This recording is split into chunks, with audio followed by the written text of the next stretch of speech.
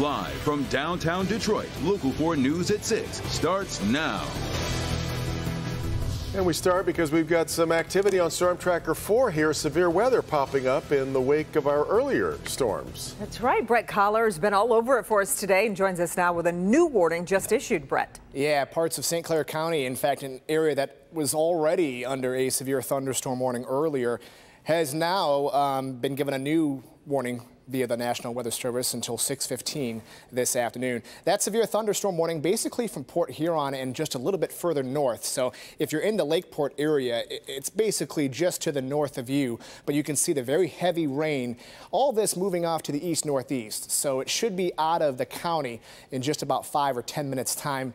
Until then, if you're in this area, this is eastern St. Clair County from Port Huron, north of Kimball, there is the potential for some very strong winds in excess of 60 miles per hour. On top of that, hail, maybe up to an inch in diameter, remains possible. Now, for most of us, we're pretty much done with all the showers and thunderstorms, but there are still some more showers as you head further south, parts of Macomb and southern St. Clair County. Very heavy rain in and around the New Baltimore area as well. We'll put on the lightning because there is some lightning with that cell up near Port Huron, but we're really not seeing that with what's moving through parts of Macomb and Wayne counties as well. Mount Clemens seeing some rain back out to the west near Sterling Heights, some very heavy rain as well, and then more rain extends into parts of southeastern Oakland County.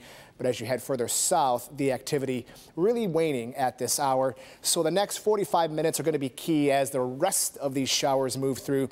The severe threat, even though we have one warning right now, for most of us, it's pretty slim to none. That's why the Storm Prediction Center has really trimmed that back. But for the rest of this evening, we should be drying out. The heat and the humidity sticking around, rain and more storms for the weekend, and then some, and I emphasize the word some, relief from the heat next week. We'll break it down for you in just a bit. Don't forget the Local Forecasters app. We've been using it all day long.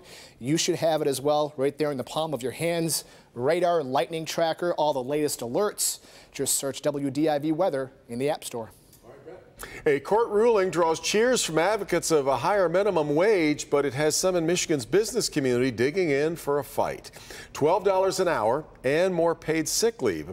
Suddenly, these appear to be back on the table. And that is because a judge has overturned the action Republican lawmakers took in 2018 to keep those issues off the ballot. Local 4 business editor Rod Maloney joins us live with a look at the potential impact on workers and businesses and the legal fight, too, that's still to come, Rod.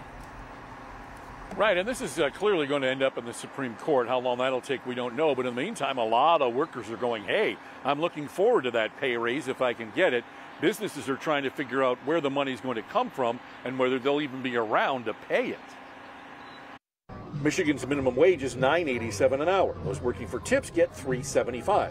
Under the ballot proposals the legislature approved back in 2018, the regular minimum wage would jump to $12 an hour, a 21% increase, and tipped employees would get $9.60 an hour plus tips, a 156% increase. And what's more, hourly workers would get 72 hours of earned sick time per year, up from the 40 hours now in the books for employers with 50 or more employees, which is an 80% jump.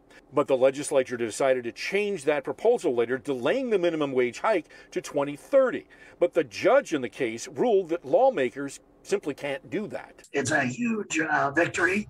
Attorney Mark Brewer, former head of the Michigan Democratic Party, believes Michigan's workforce has already waited too long for this pay hike. With the higher wages and better benefits, you're going to have better retention, less turnover, and all those problems go away. So I think this is actually, on balance, a plus, not only for workers, but for employers as well. Tonight, the Michigan Chamber of Commerce is sounding the alarm. We believe this will bring all sorts of chaos, both for employers and employees alike. The Chamber's Wendy Block telling us that considering the current business headwinds of inflation, supply chain shortages, and worker shortages, you might be talking about reduced hours. You might be talking about reducing benefits. For tipped employees, maybe the employer just moves them to a full minimum wage job versus minimum wage plus tip. Block also saying that she thinks a lot of businesses could close as a result of this, with all of these things that they have to pay for. But in the meantime, the question is, will there be a stay? In other words, they're appealing this case, but will the judge make this thing go into effect, or will it be held off until the Supreme Court gets it? We're going to have to wait and see. We'll certainly keep an eye on it. Reporting live in Detroit, Rod Maloney, Local 3. So much more to come. Okay, Rod, thanks. Job cuts could be coming to Ford Motor Company. Bloomberg reporting the automaker plans to cut as many as 8,000 jobs in the coming weeks. 8,000. The move comes as Ford tries to boost profits to fund its push into the EV market. We're told the cuts will come in the newly created Ford Blue unit that produces internal combustion engines, though the plans have not yet been finalized. Ford says it does not comment on speculation. Well, gasoline prices remain high, but continue their downward trend. Here in Metro Detroit, drivers are paying $4.56 a gallon today, and that's actually down 4 cents from $4.60 yesterday and down 26 cents from a week ago. But there's one local gas station where the price is much, much lower. Victor Williams is live at the most popular fill-up spot in town. It's a Citgo on Michigan Avenue in Dearborn. Victor, the price there it has people smiling ear to ear, but also maybe scratching their heads too with curiosity. Yeah, absolutely. They're wondering how the gas got this low. We're talking $3.79. Boom. You can see a lot of people are taking advantage of this, even lining up around the block to make sure they get the gas inside the tank. And wow, just what a bargain. Well, I can fill up for less than 60 bucks. I'm happy. For drivers like Bernie Tanzi, it's almost too good to be true. Gas below $4. I think they're going to go lower. And not just a few cents below $4, but 19, leaving the price at $3.79. Everything's going up, but just finally they're starting to come down. Similar filling for Adrian Newing, who drives 15 minutes for every single fill-up. This is a big relief. Like, it's been a hard time getting gas, especially when you do the ride shares or door dashing. It's such a big convenience for it to be this low. Although there can be some commotion at times.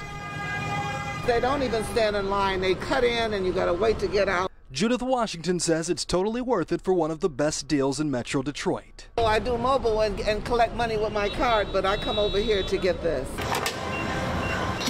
Also, with so much frustration from gas prices still being high in Detroit and other surrounding suburbs, some wonder if there isn't some price gouging going on out there. Certain areas I really do think it is, because now I've seen the prices trickle down.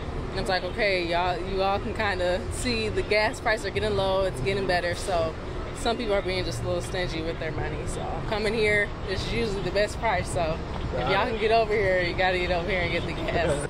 Stay safe.